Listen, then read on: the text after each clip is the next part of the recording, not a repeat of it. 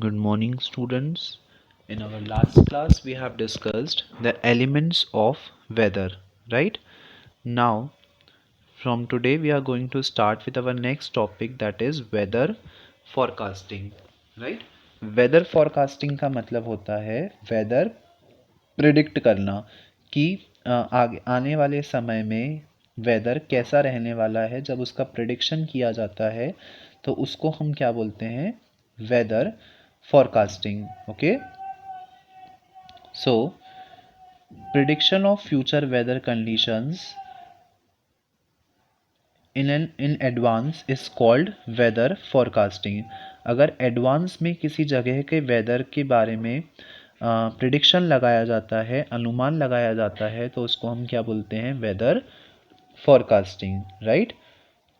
Weather is predicted by meteorological department of government.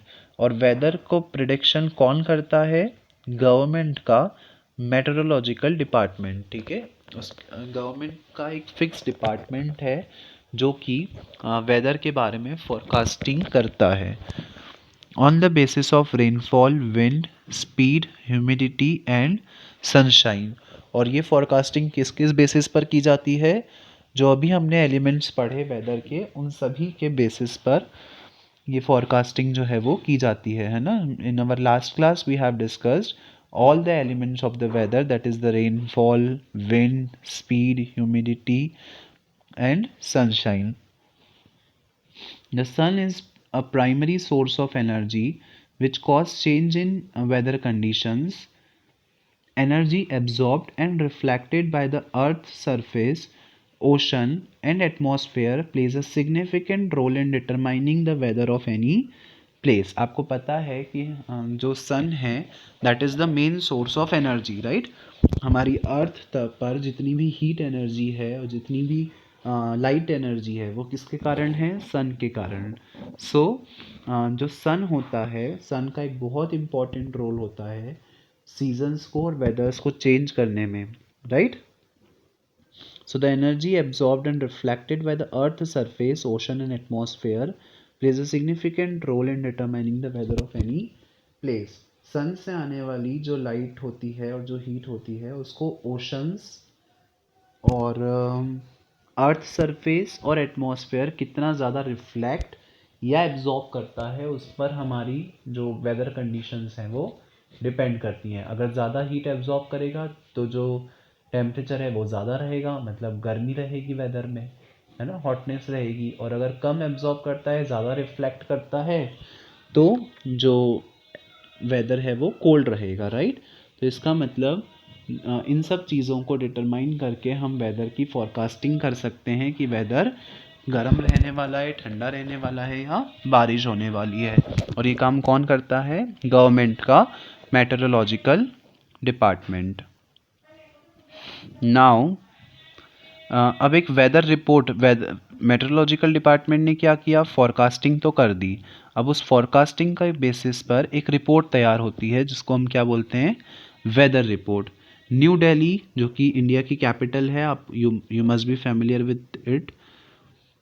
Tuesday at 4:30 IST, temperature 30 degree Celsius 86 Fahrenheit, wind direction east, wind speed 28 km per hour, relative humidity 55.8%, pressure 1002 MB,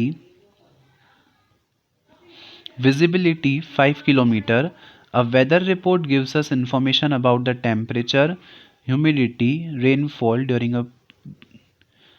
during the past 24 hours and predict the weather of that day. ठीक है, यहाँ पर आपको एक weather report दे रखी है। उस weather report को देखकर हमको क्या क्या चीज़ें समझ में आती है वो देखते हैं, राइट। सबसे पहले आपको यहाँ पे क्या दिया हुआ है, टेम्परेचर। देन आपको विंड की डायरेक्शन दे रखी है, ईस्ट। विंड की स्पीड दे रखी है, रिलेटिव ह्यूमिडिटी दे रखी है, प्रेशर, विजिबिलिटी मतलब हम कितनी दूर तक क्लियर देख सकते हैं, मतलब एयर में फॉग तो नहीं है ना। तो एक वेदर रिपोर्ट से हमको 24 आवर्स का या एक पूरे दिन का हमको क्या पता चलता है किसी प्लेस का वेदर, मतलब वहाँ पे वेदर कंडीशंस कैसी रहने वाली हैं, वो हमको इस रिपोर्ट को देखकर इजीली समझ में आ जाता है, राइट। यहाँ पर आपको एक टेबल भी दे रखी है। यहाँ पर 11 बजे से 5 बजे तक का वेदर, फिर 5 बजे से सुबह की 11 बजे तक, फिर 11 से शाम की 5 बजे तक, और फिर शाम की 5 से रात की 11 बजे तक। यहाँ पे आपको 4 शिफ्ट में टाइम जो टेम्परेचर है किसी जगह का, मतलब इन 4 शिफ्ट में अलग अलग टेम्परेचर आपको दे रखा है। प्रेसिपिटेशन वहाँ पे कितना रहने वाला है वो दे रखा है। विंड की स्पीड और विंड का डायरेक्शन दे रखा है, right. Forecast a pleasant day, afternoon will be hot and humid, possibility of rain and thunderstorm. और इन सब चीज़ों को देखकर हमको क्या समझ आया कि एक टेम्परेचर जो है वो कैसा है, नॉर्मल है ना। स्टार्टिंग में टेम्परेचर नॉर्मल है, मतलब 28 डिग्री 26 डिग्री। उसके बाद आफ्टरनून में थोड़ा सा हॉट एंड ह्यूमिड टेम्परेचर रहेगा, मतलब 30 डिग्री सेल्सियस है तो हॉट रहेगा। और फिर रेन, मॉडरेट ब्रीज यहाँ पे आ रही हैं, मतलब ठंडी हवाएं चल रही हैं, तो पॉसिबिलिटी है कि वहाँ पे रेन हो सकती है, राइट। सो इस तरीके से किसी भी वेदर रिपोर्ट को देखकर वहाँ की वेदर कंडीशंस के बारे में फॉरकास्टिंग की जाती है, ओके। यहाँ पर आपको एक एक्टिविटी दी है that you have to read by your own. Now the next topic is climate, okay. The weather pattern of a place is determined by weather reports that have been preserved for several decades. ठीक है। The weather pattern of a place is determined by weather reports. किसी भी जगह का जो weather pattern है उसको weather reports के बेसिस पर तैयार किया जाता है, डिटरमाइन किया जाता है।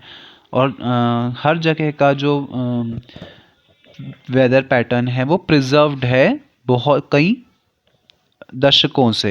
डेकेड्स मतलब 10 साल का पीरियड, उसको हम बोलते हैं decades. The average weather pattern taken over long time is called as climate of the place. और किसी जगह का अगर बहुत समय से वेदर एक जैसा ही रहता है तो उस बहुत समय के जो वेदर को है उसको हम क्या बोलते हैं, वहाँ का क्लाइमेट। फॉर एग्जाम्पल अगर हम बोलें तो राजस्थान का क्लाइमेट कैसा है, हॉट एंड ह्यूमिड। क्यों? क्योंकि वहाँ पर गर्मी रहती है मैक्सिमम टाइम, वहाँ का वेदर मैक्सिमम कैसा रहता है, हॉट रहता है, इसलिए वहाँ का क्लाइमेट कैसा होगा, हॉट एंड ह्यूमिड। वहीं अगर हम बात करें किसी हिल स्टेशन की तो वहाँ पर फॉरेस्ट से उत्तराखंड की अगर हम बात करें तो उत्तराखंड में ठंड बहुत ज़्यादा रहती है, राइट। तो वहाँ का टेम्परेचर कैसा हो गया, कोल्ड, है ना। तो जब बहुत समय तक वहाँ का वेदर कोल्ड ही है तो उसको हम क्या बोलेंगे कि वहाँ का क्लाइमेट कैसा है, कोल्ड। तो शॉर्ट पीरियड ऑफ टाइम के लिए अगर है तो हम उसको वेदर बोलते हैं, और लंबे समय के लिए अगर वो है तो हम उसको क्या बोलते हैं, वहाँ का climate. If temperature of a place remain hot for most of the time of year for several decades, then we say that the climate of that place is hot, right. The same thing that I have just told you कि अगर बहुत समय तक कहीं का temperature, कहीं का weather same रहता है तो हम क्या बोलेंगे कि वहाँ का क्लाइमेट वैसा है, राइट। अगर हॉट है तो हम क्या बोलेंगे कि वहाँ का क्लाइमेट ही हॉट है। Whereas if a place remain cold for most of the time of year for several decades, then its climate is cold। और अगर वहाँ का टेम्परेचर कम रहता है, वहाँ ठंड रहती है, तो हम क्या बोलेंगे, वहाँ का क्लाइमेट कैसा है, ठंडा। So the average of temperatures recorded for several years determine the climate of a place. और पिछले कुछ दशकों में वहाँ का वेदर रिपोर्ट्स कैसी रही हैं उसके बेसिस पर किसी भी प्लेस का क्लाइमेट जो है वो डिसाइड किया जाता है। For example Kerala has a hot climate with humidity in atmosphere. जो केरला है वहाँ का जो क्लाइमेट है वो कैसा है, हॉट है। क्यों हॉट है? और वहाँ पर जो ह्यूमिडिटी है वो कैसी है, ज़्यादा रहती है। जबकि जम्मू एंड कश्मीर की अगर हम बात करें तो वहाँ का जो क्लाइमेट है वो कैसा है, कोल्ड है। Similarly Rajasthan has a very high temperature during the most part of the year. Rajasthan का टेम्परेचर जो है वो कैसा रहता है, ज़्यादा रहता है पूरे साल, मतलब मैक्सिमम टाइम साल में winter and rainfall occur only in few months of the year, so we can say that it is hot and dry place. So हम क्या बोल सकते हैं कि राजस्थान hot और dry place है, right? So these are some of the things by which we can determine the climate of a place. अगर बहुत समय तक कहीं पर वेदर एक जैसा ही है, या साल में मैक्सिमम समय वेदर एक सा रहता है और कुछ ही महीने के लिए वेदर अलग होता है, तो उसको हम क्या बोलते हैं कि वहाँ का क्लाइमेट ही वैसा है, right? Now factors that determine the climate of a place. किसी प्लेस का क्लाइमेट कौन कौन से फैक्टर्स के द्वारा डिसाइड किया जाता है, हम कैसे कहीं का क्लाइमेट कंक्लूड कर सकते हैं, डिटरमाइन कर सकते हैं, वो देखते हैं. First one is temperature and rainfall. वहाँ पर टेम्परेचर कितना है और वहाँ बारिश कितनी होती है. ऑब्वियसली कहीं का टेम्परेचर, वहाँ के कहीं का क्लाइमेट या वेदर वहाँ के टेम्परेचर और रेनफॉल पे डिपेंड करता है, right?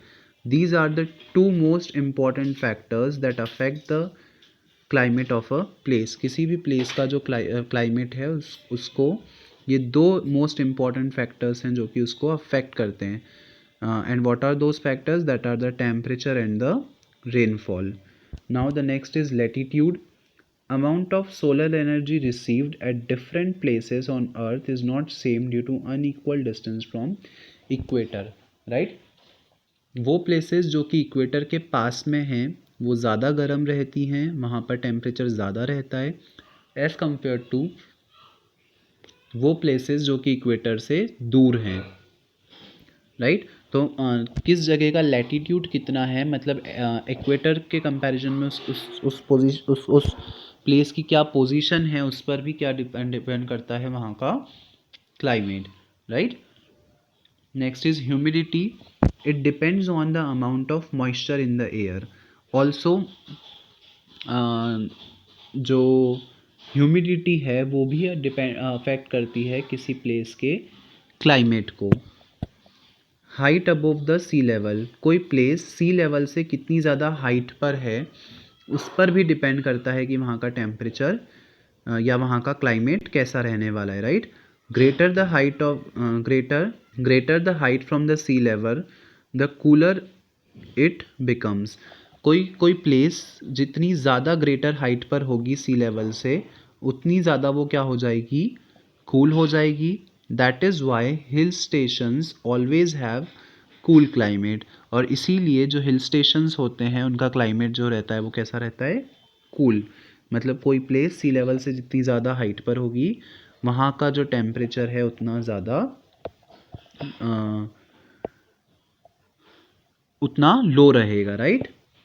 So these are some of the factors that affect the climate of a place. Now here there are two more factors, that is the distance from sea. अभी हमने क्या पढ़ा, सी level से कितनी height पर है. दूसरा, कोई प्लेस सी से कितनी दूरी पर है उस पर भी डिपेंड करता है कि वहाँ का टेम्परेचर कितना रहने, वहाँ का क्लाइमेट कैसा रहने वाला है. Generally places near sea have moderate climate, that is neither very hot nor very cold.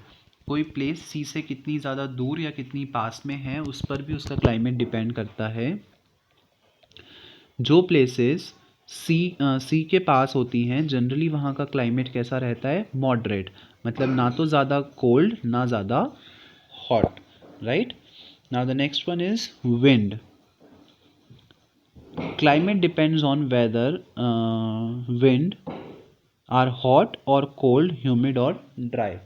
किसी भी प्लेस का जो क्लाइमेट है वो विंड पर भी डिपेंड करता है कि वहाँ पर जो विंड आ रही हैं वेदर वो हॉट विंड आ रही हैं, कोल्ड विंड आ रही हैं, ड्राई विंड है या ह्यूमिडिटी वाली विंड है, राइट? तो इन सब चीज़ों पर किसी भी प्लेस का जो टेम्परेचर जो क्लाइमेट है वो डिपेंड करता है. ऑब्वियसली जो क्लाइमेट है वो वेदर पे डिपेंड करता है और ये सारी चीज़ें जो हमने पढ़ी वो वेदर को भी कहीं ना कहीं अफेक्ट करती हैं. तो जो चीज़ें वेदर को अफेक्ट करती हैं वो उस प्लेस के क्लाइमेट को भी ऑब्वियसली अफेक्ट करेंगी, right?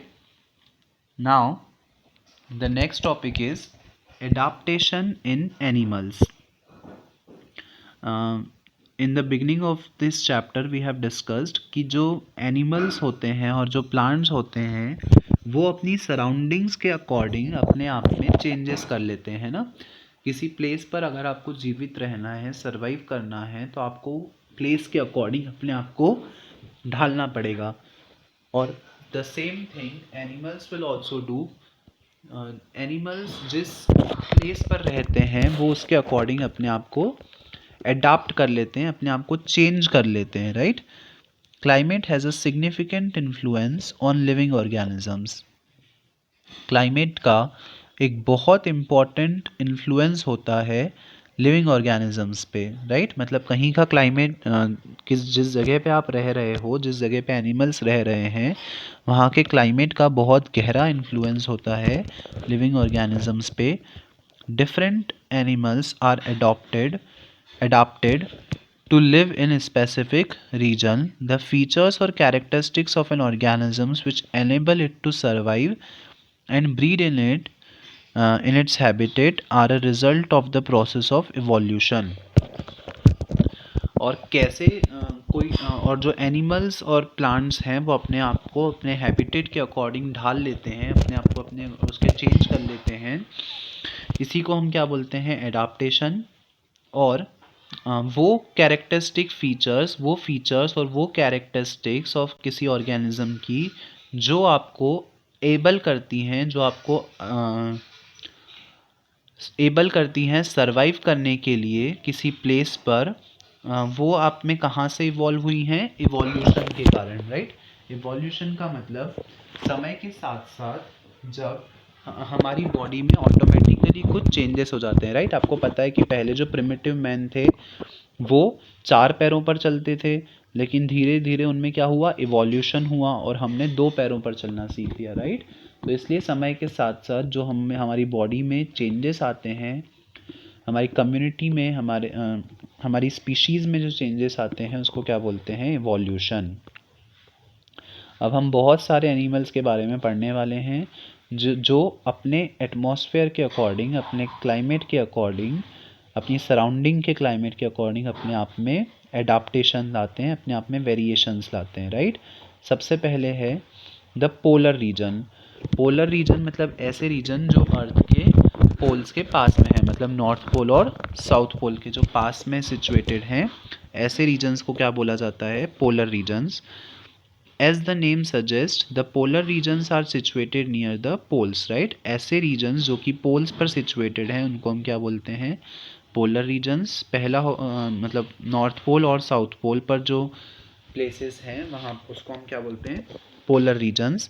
Animals like polar bears, penguins, reindeers, foxes, birds, seals and whales are found in the polar regions, right.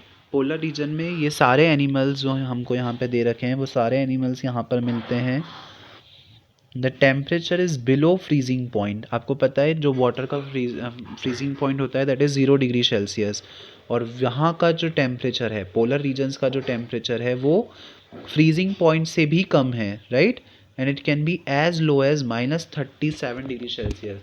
अब 0 डिग्री सेल्सियस पे तो बर्फ़ जम जाती है, उससे भी इतना ज़्यादा कम टेम्परेचर, मतलब माइनस में 37 इज़ वेरी लेस टेम्परेचर। और इतने कम टेम्परेचर पे वो सारे एनिमल्स वहाँ क्या करते हैं, सरवाइव करते हैं। कैसे, let's discuss their adaptation one by one to understand how they survive in such conditions. ठीक है, उनकी बॉडी ने अपने आप को कैसे अडाप्ट किया, कैसे चेंज किया वहाँ पे सर्वाइव करने के लिए, वो हम वन बाय वन डिस्कस करेंगे। ओके, फर्स्ट वन इज़, आपको यहाँ पे देख सकते हैं, this is polar bear. One by one हम सारे एनिमल्स के बारे में डिस्कस करते हैं कि कैसे वो वहाँ पर सर्वाइव कर सकते हैं। First one is, they have 2 thick layers of white fur. उन एनिमल्स की बॉडी पर 2 थिक लेयर्स होती हैं। थिक मतलब घनी लेयर होती है उन एनिमल्स पर वाइट फर की। फर मतलब आपको पता है उनके जो बाल होते हैं उनको हम फर बोलते हैं ना। तो दो मोटी लेयर्स होती हैं उन एनिमल्स की बॉडी पर। And lots of fat called bladder in their body, और उनकी बॉडी में बहुत ज़्यादा फैट होता है जिसको हम क्या बोलते हैं, bladder, which protect them from extreme cold. और ये जो दो लेयर्स होती हैं और ये जो फैट होता है वो उनको उस एक्सट्रीम कोल्ड से क्या करता है, प्रोटेक्ट करता है। Then the white fur blend with snowy background and protect them from their enemies, right? जो white fur रहता है वो स्नो जैसा ही दिखता है, राइट? तो वो इजीली अपने आप को अपने एनिमीज से छुपा सकते हैं स्नो के बीच में, और उनके जो एनिमीज हैं वो फाइंड आउट नहीं कर पाएंगे कि कहाँ पर स्नो है और कहाँ पर पोलर बियर्स हैं, राइट? तो ये जो वाइट फर होता है वो उनको प्रोटेक्ट करता है उनके एनिमीज से भी। Then wide and large paws help them to walk with ease on snow. Snow पे चलना आसान नहीं होता है, राइट? हम स्लिपरी होता है स्नो, तो उनके जो वाइड और लार्ज पॉज रहते हैं, मतलब जो पैर रहते हैं वाइड और लार्ज रहते हैं, जिससे उनको स्नो पे चलने में ईजी रहता है, कन्वीनियंट रहता है, right? Next is they can swim under water for long hours by closing their nostrils, और वो अपनी सांस को रोक कर अपनी नॉस्ट्रिल्स को बंद करके पानी में बहुत समय तक वो तैर सकते हैं, राइट? मतलब काफ़ी समय तक वो अंडर वाटर भी रह सकते हैं।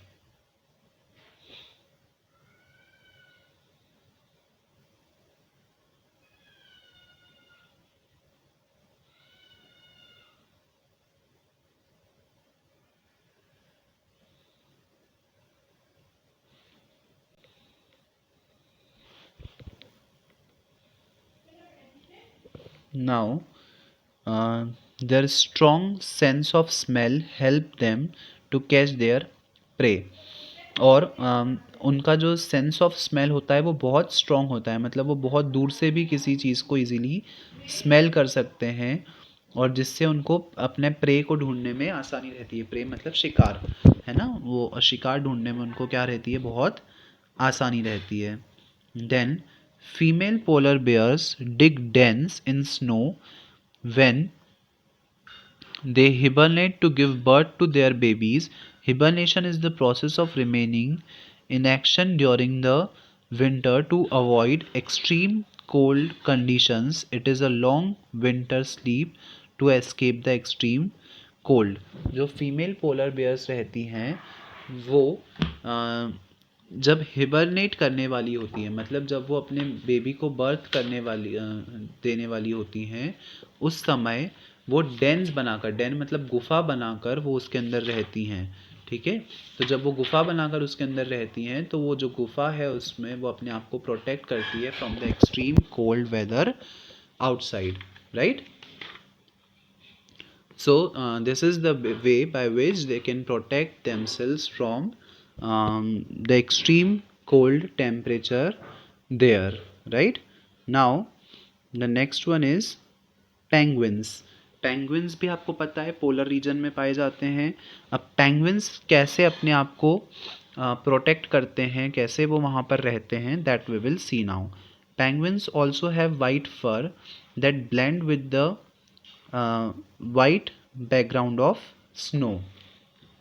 पेंगुइन की बॉडी पर भी क्या होते हैं, वाइट कलर के जो फर होते हैं, है ना? और वो जो फर होते हैं वो उनको प्रोटेक्ट करते हैं कोल्ड से भी, और दूसरा वो स्नो में इजीली छुप भी सकते हैं, right? Then their skin is thick with lots of fat under it that protect them from extreme cold, और उनकी बॉडी में भी बहुत ज़्यादा फैट होता है, और उनकी जो स्किन होती है वो बहुत ज़्यादा थिक होती है, मतलब बहुत ज़्यादा मोटी होती है। तो वो जो थिक स्किन होती है उनकी, वो उनको प्रोटेक्ट करती है from the extreme cold, as well as जो फैट होता है that also protect them from the extreme cold at the polar regions, right? Then penguins huddle together to stay warm. Penguins जो हैं वो एक साथ रहते हैं ताकि वो गर्म रह सके, राइट? वो गर्म रहने के लिए क्या करते हैं, they huddle together to stay warm, right? The next is Their streamlined bodies and webbed feet make them good swimmers. और उनकी जो स्ट्रीमलाइन बॉडी होती है ना, as you can see in this picture, उनकी जो बॉडी होती है वो कैसी होती है, बिल्कुल स्ट्रीमलाइन, राइट। तो उनकी जो स्ट्रीमलाइन बॉडी होती है और जो उनके वेब्ड फीट होते हैं ना, उनके फीट आप देख सकते हैं, स्पेशली आप फीट देख सकते हैं उनके इस तरीके के होते हैं। तो ये जो उनके वेब्ड फीट हैं और उनकी स्ट्रीमलाइन बॉडी है वो उनको गुड स्विमर्स बनाती है, मतलब वो इजीली पानी में तैर सकते हैं, right. Now the last is they have sharp vision. उनका विजन जो है वो बहुत शार्प होता है, मतलब वो इजीली बहुत दूर तक क्लियरली देख सकते हैं, particularly under water, which enable them to locate their prey and avoid enemies, right. और उनका विजन बहुत क्लियर रहता है, बहुत दूर तक वो क्लियरली देख सकते हैं, जिससे क्या होता है कि वो इजीली अपना शिकार ढूंढ सकते हैं, अपना प्रे ढूंढ सकते हैं और अपने एनिमीज से बच सकते हैं, right. So students, today we have seen about the climate, then the weather forecasting, है ना, and we have seen the adaptation in some of the animals. Okay, now in our next class we will continue with the adaptation in some more animals also. That's all for today's class. The further topics we will study in the next lectures. Thank you.